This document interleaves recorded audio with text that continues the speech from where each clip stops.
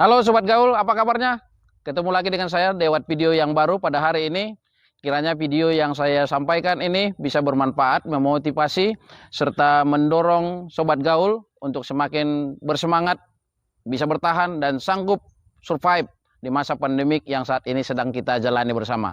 Untuk itu, dukung kami, like, share, dan subscribe video ini, supaya semakin bersemangat kami untuk memberikan ide-ide dan kreativitas yang baru. Terima kasih. 5 tips yang ingin saya sampaikan bagaimana supaya kita bisa bertahan di masa pandemik ini. Sobat Gaul, tetap optimis. Tapi jangan sampai hal itu membuat pecah, membuat retak.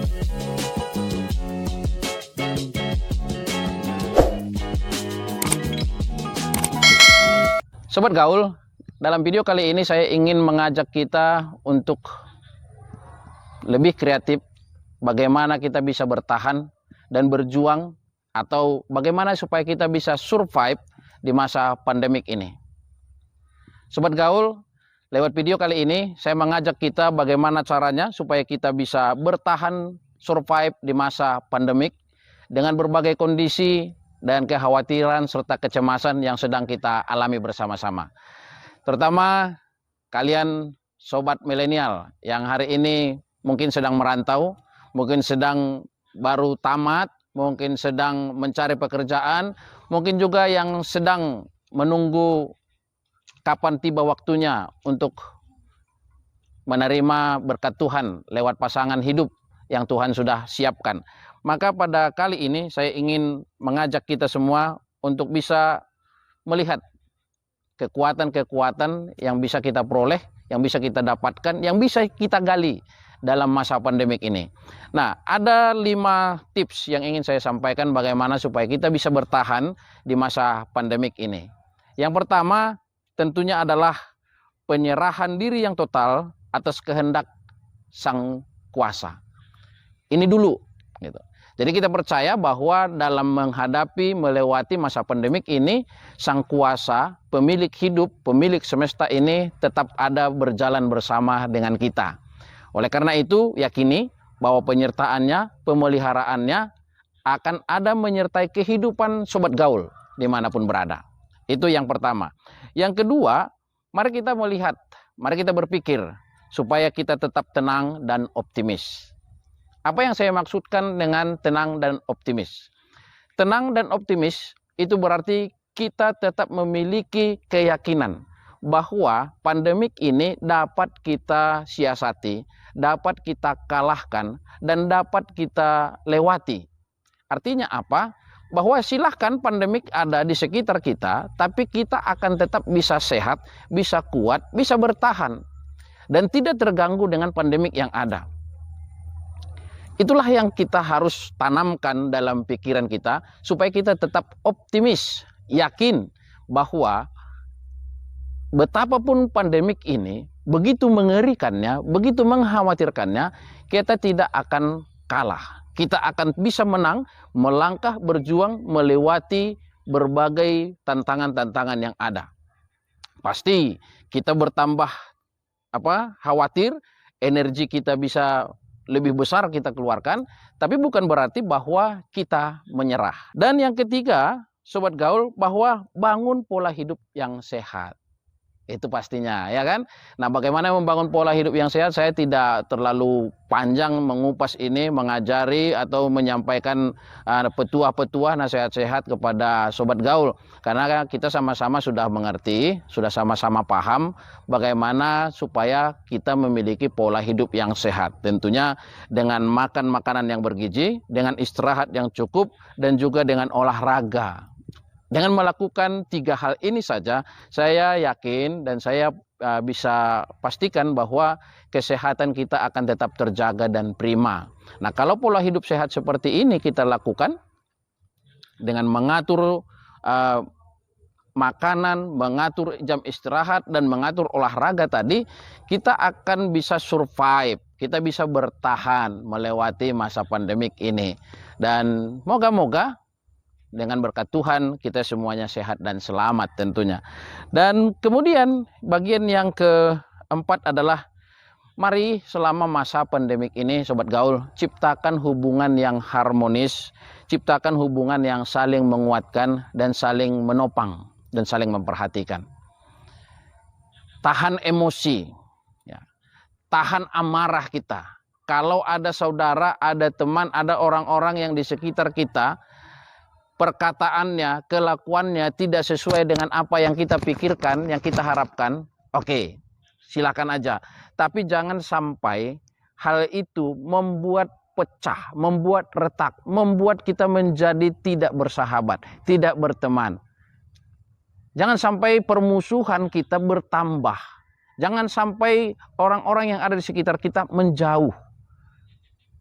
Sudah pikiran kita terbatas, tubuh kita terbatas, gerakan kita terbatas. Kalau ternyata sahabat kita pun berkurang dalam masa pandemik ini, wow, itu sungguh-sungguh sangat menyedihkan, sobat.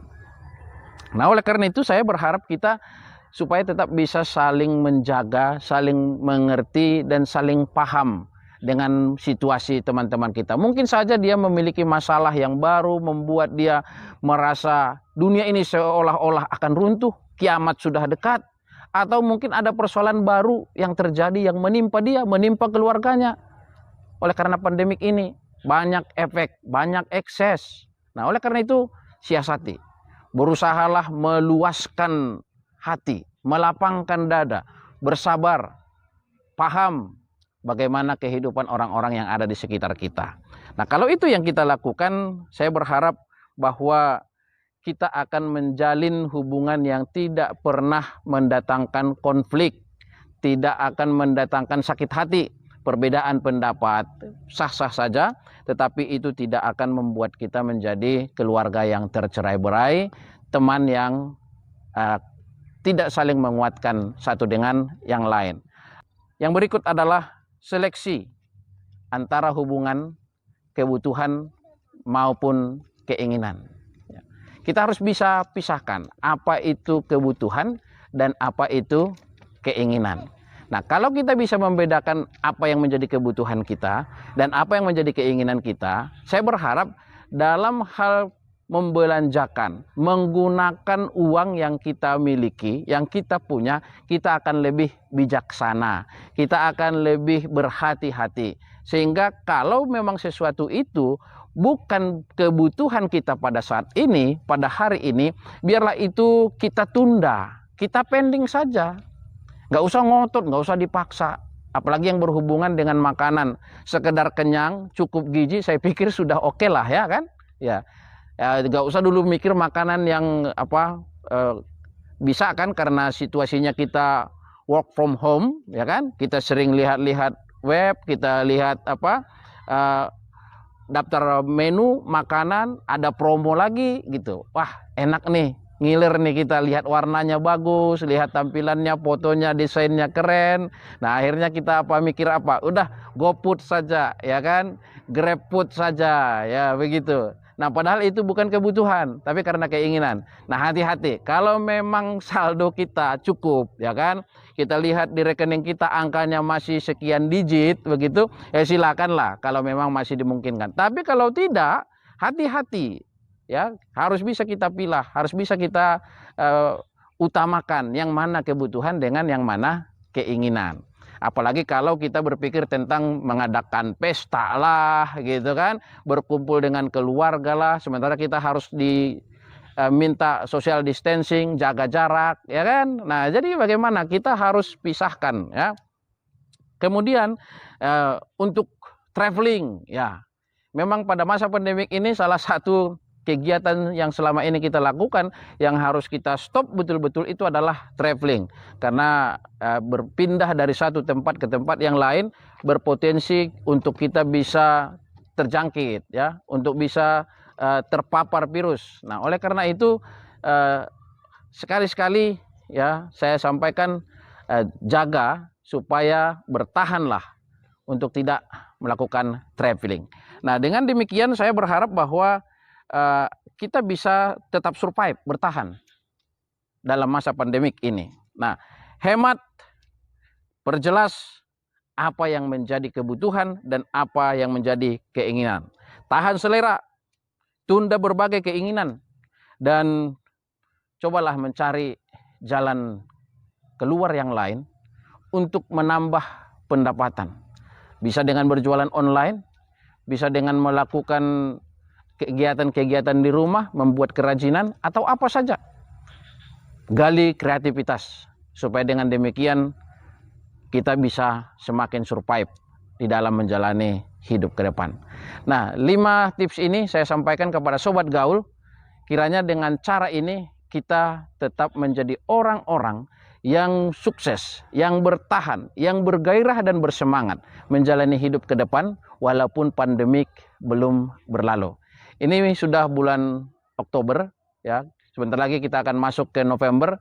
Itu artinya ke depannya lagi kita akan masuk dalam situasi dan suasana Natal. Wow, coba bayangkan apa yang akan kita alami. Bagaimana Natal pada tahun ini mengalami perbedaan yang sangat drastis, ya, dengan kebiasaan-kebiasaan Natal kita pada tahun-tahun yang lalu. Selebrasi mungkin bukan berkurang, ya, mungkin berkurang.